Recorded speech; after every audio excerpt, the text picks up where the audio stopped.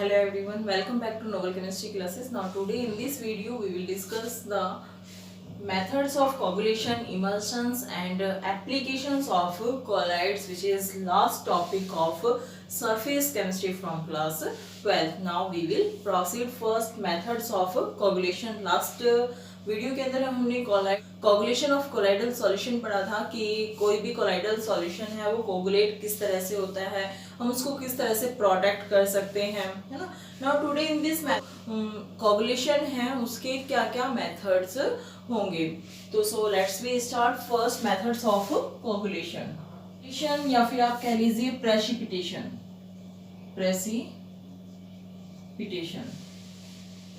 यानी कि पीपीटी का कोलाइडल सॉल्यूशन के पीपीटी का फॉर्म होना, वो किस किस वजह से होता है। Now the first is by mutual precipitation.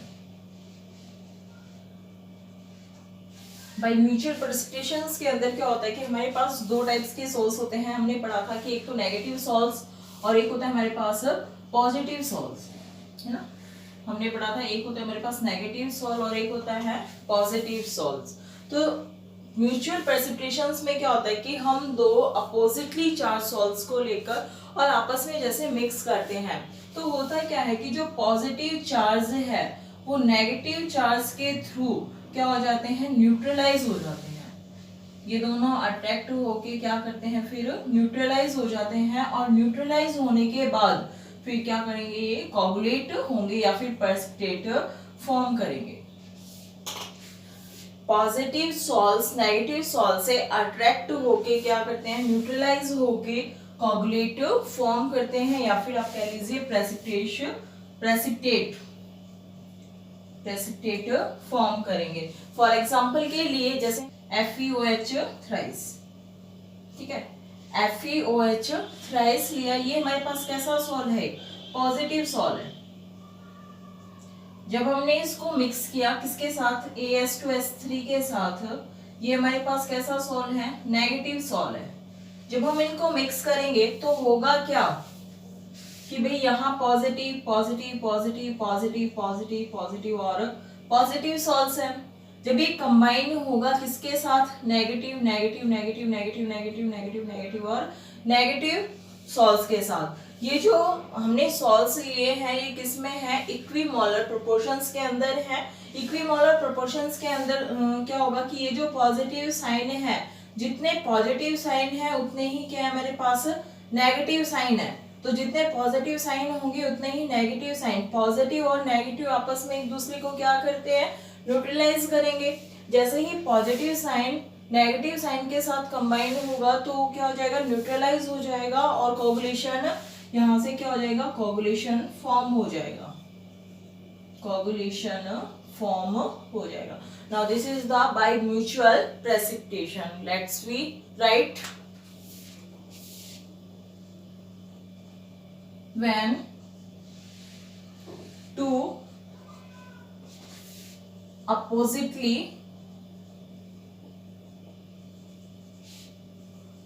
charged sols are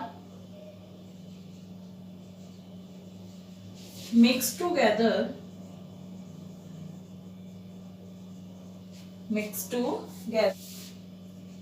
in equimolar proportions,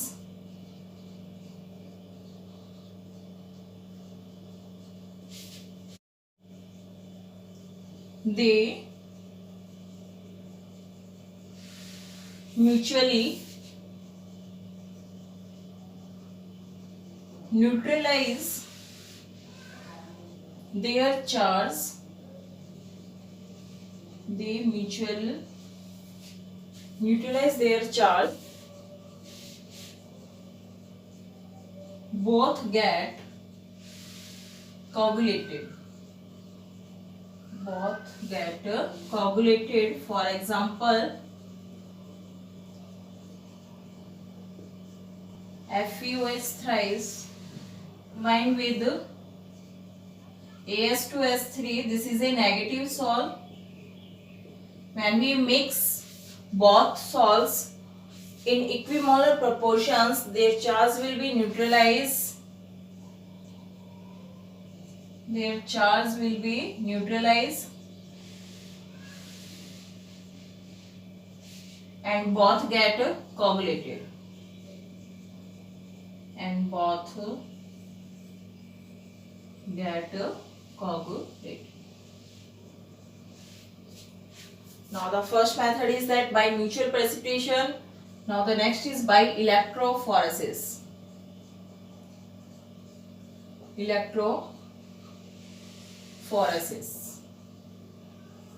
electrophoresis में हमने पढ़ा था कि जो चार्ज कोलाइडल सॉल्यूशंस के जो चार्ज पार्टिकल्स हैं उनको क्लासिफाई करने के लिए हम इस प्रोसेस को यूज करते हैं।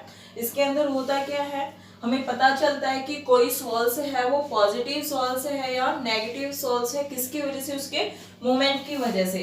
फॉर एग्जांपल के लिए जब हमने इसको पढ़ा था तो इसमें हमने पढ़ा था कि हमारे पास क्या होती है, एक यू ट्यूब वेसल्स होता है।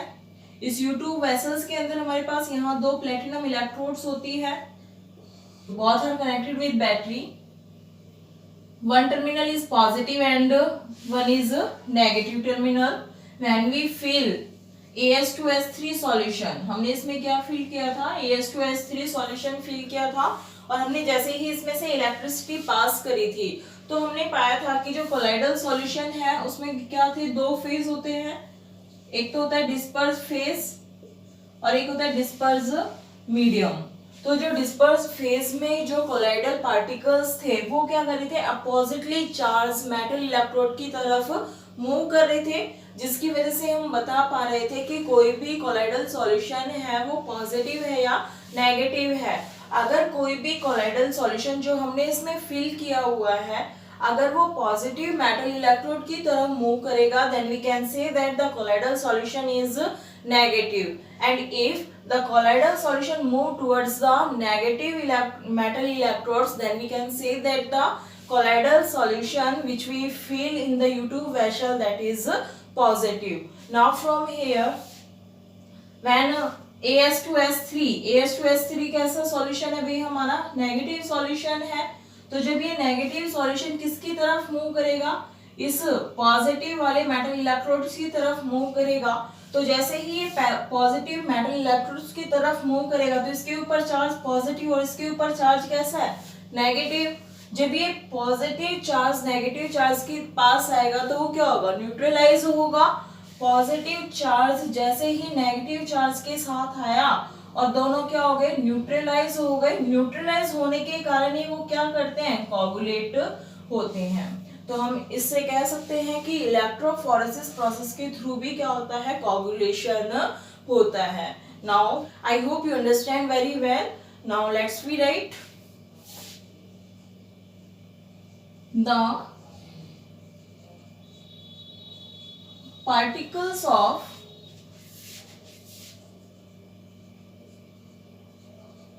disperse phase, the particles of disperse phase move towards the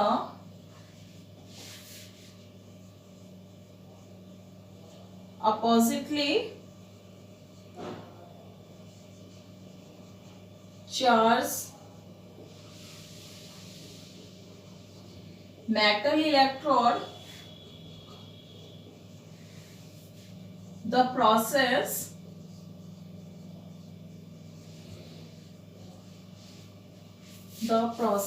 is carried for a long time. Particles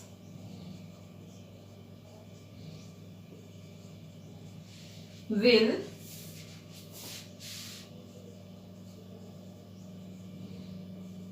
touch the metal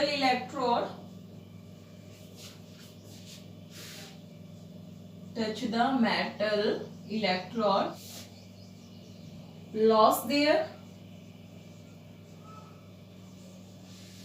charge and get coagulated and get coagulated by electrophoresis. अभी हमने पढ़ा था examples के through. इसमें होता क्या है कि जो मूवमेंट होती है वो किसकी होती है, डिस्पर्स फेज में जो पार्टिकल्स होंगे उनकी मूवमेंट होगी जब वो मूव करेंगे अपोजिटली चार्ज मेटल इलेक्ट्रोड की तरफ।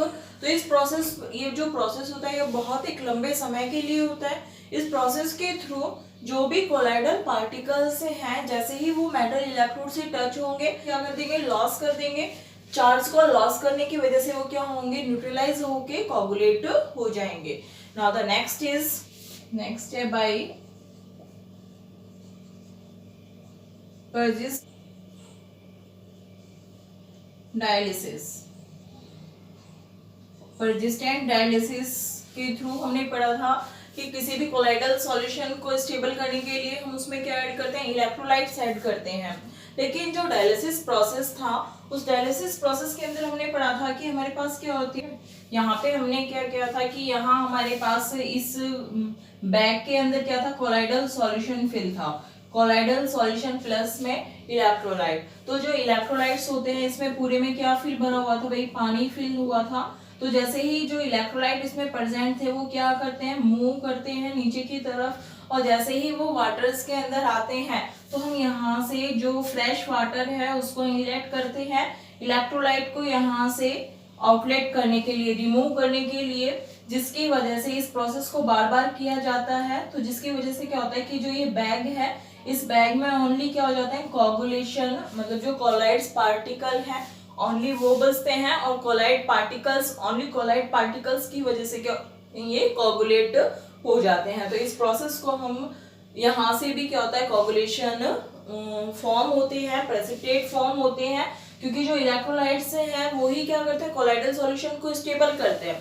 और जब हम यहाँ से फ्रेश वाटर्स के थ्रू, डायलिसिस प्रोसेस के थ्रू जो इलेक्ट्रोलाइट्स हैं उसको रिमूव कर देंगे तो हमारे पास इस बैग में सिर्फ क्या होगा, कोलाइडल पार्टिकल्स बचेंगे। जो कोलाइडल पार्टिकल्स हैं वो क्या करेंगे, ओनली कोलाइडल पार्टिकल्स कोगुलेट होंगे। Now we can write here the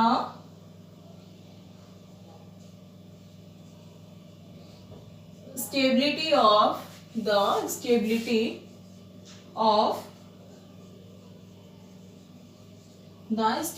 of colloidal salt किसकी वजह से होती है, is due to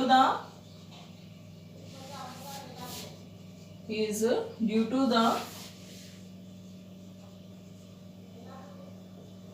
presence of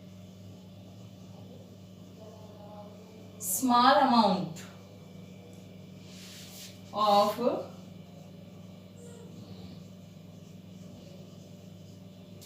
if the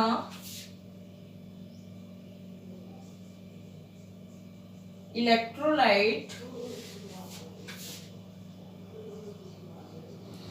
completely removed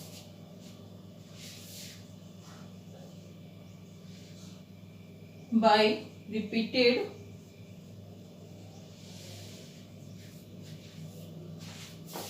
dialysis,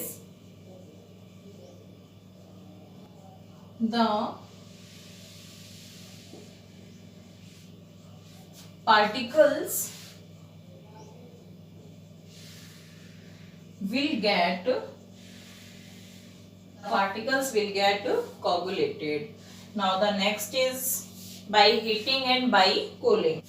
कुछ कोलाइडल सॉल्ट्स ऐसे होते हैं जिन्हें हीट करने पर ही क्या हो जाते हैं, वो कोगुलेट हो जाते हैं। फॉर एग्जांपल के लिए बटर, जैसे हम बटर को हीट करेंगे तो वो क्या होगा, कोगुलेट हो जाएगा। Now we can say some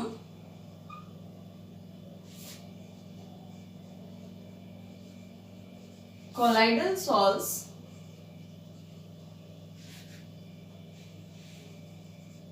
get coagulate on heating. For example, butter. coagulation of butter.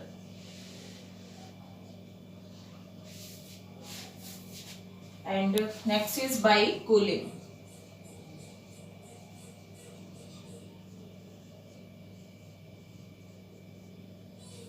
Some colloidal solution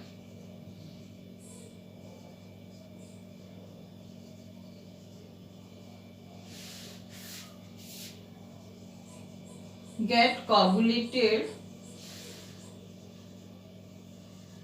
on cooling. For example के लिए सोचिए इसमें कि कोई भी कोगुलेटर है वो कूलिंग करने से कैसे होगा कि आपने देखा होगा जैसे हम दूध लेकर आते हैं उसको फ्रीज में रख दीजिए तो उसकी जो फैट होती है वो उसके सरफेस के ऊपर क्या हो जाती है, अलग से आ जाती है ना, तो वो क्या है, कोगुलेशन ही है। Now for example coagulation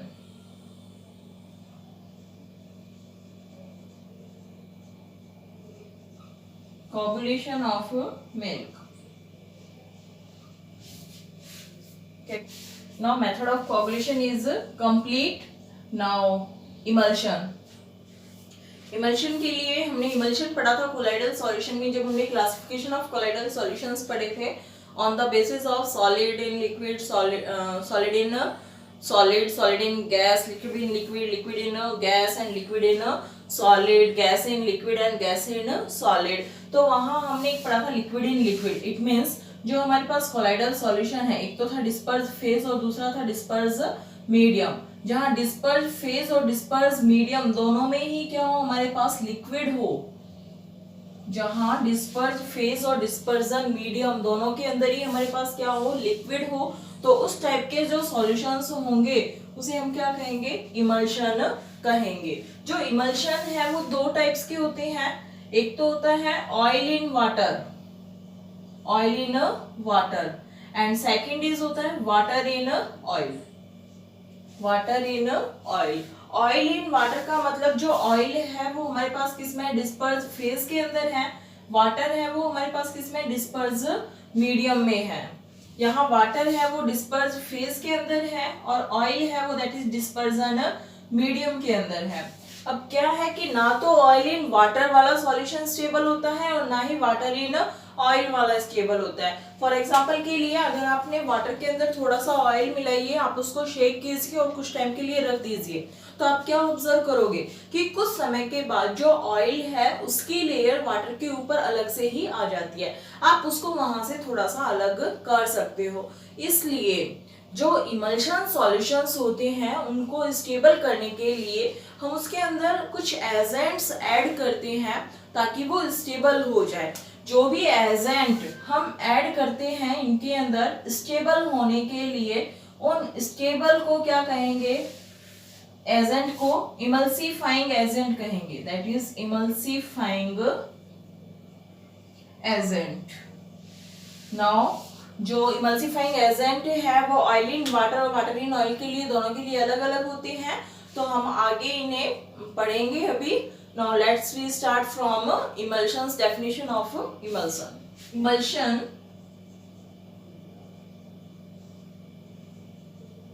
are the colloidal solution. Emulsions are the colloidal solution in which disperse phase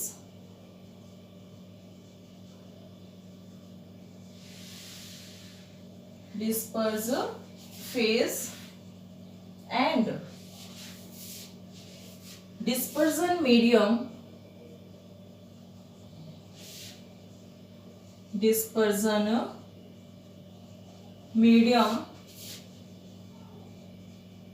both are liquid।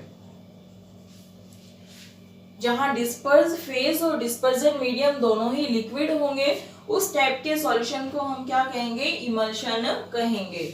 Now there are two types of emulsion. There are two types of emulsions. First is oil in water,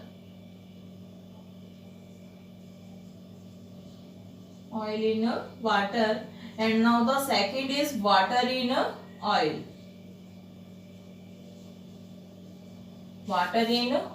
In first case, oil in water, here oil is in dispersed phase and water is in dispersion medium. And in second case, water is in dispersed phase and oil is in dispersion medium. Now the example of oil in water is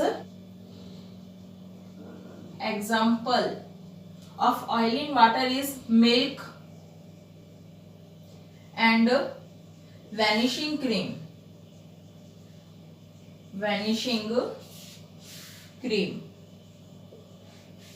And what the example of water in oil is, that is butter and cream.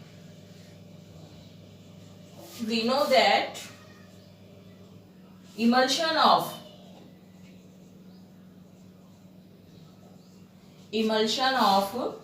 oil in water and water in oil is unstable.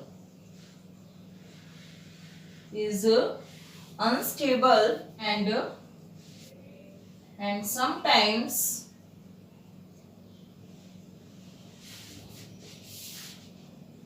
they are separated in two layers on standing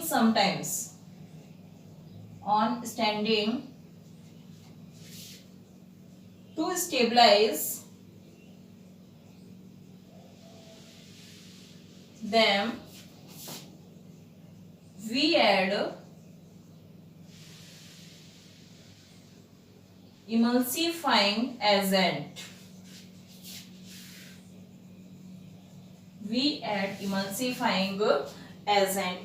Oil in water में जो हम emulsifying agent use करेंगे,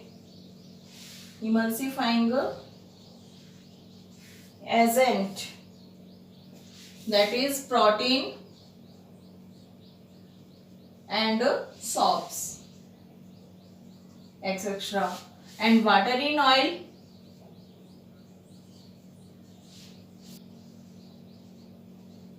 soaps of fatty acids and alcohol.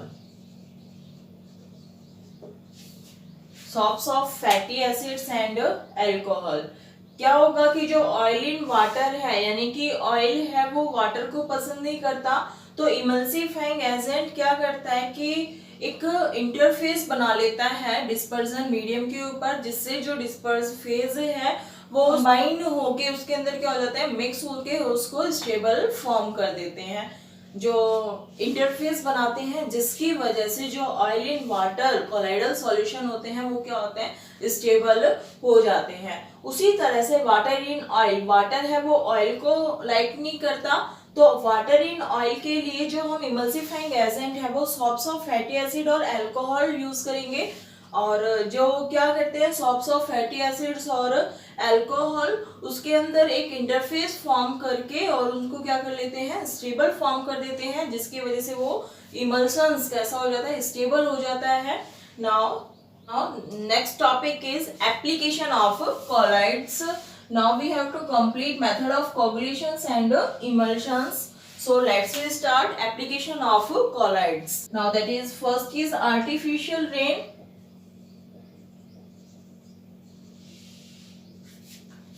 And second is formation of delta.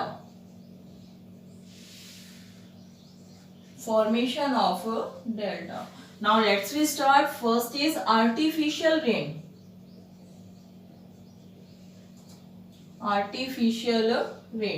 In artificial rain के अंदर क्या होता है, कह रहा है कि artificial rain can be caused by spraying electrified or oppositely charged colloidal dust or sand particles. कि जो इलेक्ट्रीफाइड और अपोजिटली चार्ज कोलाइडल पार्टिकल है डस्ट या फिर सैंड पार्टिकल्स का स्प्रेइंग करके किसके ऊपर, ओवर ए क्लाउड के ऊपर जो कोलाइडल वाटर पार्टिकल्स कोलाइड्स के अंदर प्रेजेंट होते हैं, भाई जो हमने स्प्रेइंग किया है अपोजिटली चार्ज कोलाइडल पार्टिकल्स का क्लाउड के ऊपर, तो जो क्लाउड्स के वाटर के अंदर जो भी चार्ज प्रेजेंट होगा वो अपोजिटली चार्ज कोलाइडल पार्टिकल्स को क्या करेगा, न्यूट्रलाइज करेगा, और न्यूट्रलाइज होने के कारण वो क्या करेंगे, कोगुलेट होंगे। कोगुलेट होने के बाद वो एक बड़ी वाटर की ड्रॉप फॉर्म करेंगे, जिसकी वजह से क्या होता है, आर्टिफिशियल रेन होती है। Now next is formation of delta. Formation of delta में होता क्या है कि जैसे हमारे पास ये क्या एक नदी है, ठीक है, तो इस नदी के अंदर क्या प्रेजेंट है भाई, सैंड पार्टिकल्स भी प्रेजेंट है। क्या प्रेजेंट है, सैंड पार्टिकल्स प्रेजेंट है। तो ये जो सैंड पार्टिकल्स हैं, जैसे ही ये रिवर का जो पानी है उसके अंदर जो भी सैंड पार्टिकल्स प्रेजेंट है वो किसके साथ मिलता है, जब वो सी वाटर के साथ मिलता है। ये मान लीजिए हमारे पास क्या है, सी है, यानी कि समुंदर है। तो जैसे ही ये सी में जाएगा, ये हमारे पास थी एक छोटी सी रिवर, तो ये जो रिवर का पानी जिसमें सैंड पार्टिकल्स प्रेजेंट होते हैं, जब वो सी के पानी के साथ कंबाइन होता है, तो जो सी का पानी है उसमें क्या होता है भाई, बहुत सारा नमक होता है, और नमक क्या है, इलेक्ट्रोलाइट है। तो यानी कि कह सकते हैं हम कि जो सी वाटर उसके अंदर क्या प्रेजेंट होते हैं, इलेक्ट्रोलाइट प्रेजेंट होते हैं। तो वो इलेक्ट्रोलाइट क्या करेंगे, इन सैंड पार्टिकल्स को न्यूट्रलाइज करके और क्या कर देंगे, यहाँ से होने के कारण वो सेडिमेंट होके और क्या फॉर्म कर देंगे, एक डेल्टा फॉर्म कर देंगे। Now we can write here river water contain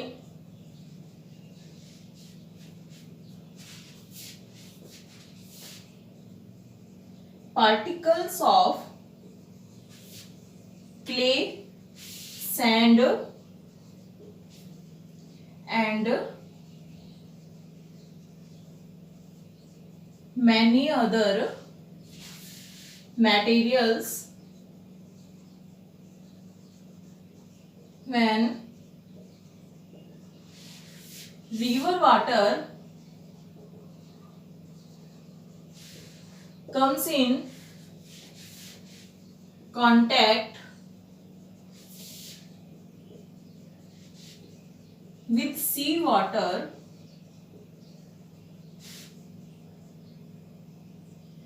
the electrolytes present in sea